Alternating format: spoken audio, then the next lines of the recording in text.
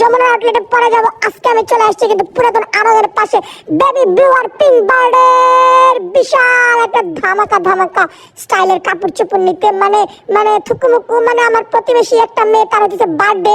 ওর বার্থডের জন্য এই মাই গড ভাই, আমি কিন্তু কিছু করি নাই, क्या আমার কোনো দোষ নাই, আমি কিন্তু কই দিলাম মেরা कोई गलती नहीं है, आपका पुतला পড়ে গেছে, তাতে আমার কি দোষ? থাক, নিজেই মানলাম, फिर भी मुझे माफ कर दीजिए।